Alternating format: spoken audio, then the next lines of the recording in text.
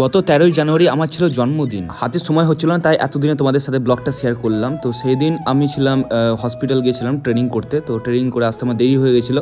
তাই এসে আমি স্নান টান করে একদম খেতে বসে গেছিলাম। মানে এদিকে আমার ঠাকুমা পায়েস খাই দিচ্ছিল, দিয়ে বাবা আমাকে পায়েসটা খাই দিল। মানে সন্ধ্যে লাগার আগে পায়েসটা খেয়ে নিতে হয়। আর ভিডিওটা সেরকম করে করা হয়নি, ছোট ছোট ক্লিপ ছিল। তো মা দেখো এইসব রান্না করেছে, চিকেন, ফ্রাইড রাইস, মাছ ভাজা, দই। দিয়ে সন্ধ্যেবেলা দেখছি আমি ঘুমিয়েছিলাম, তো বুনু আমাকে ডাকছে, মানে দিয়ে দেখছি ওরা কেক নিয়ে চলে এসছে। তো আমি এখন বড় হয়েছি, মানে কেকটা কাটতে একটু লজ্জা লাগে।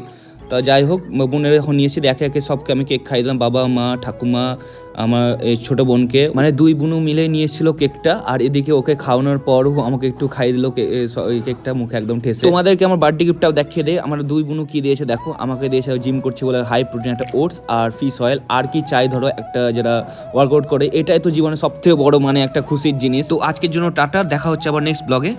বাই।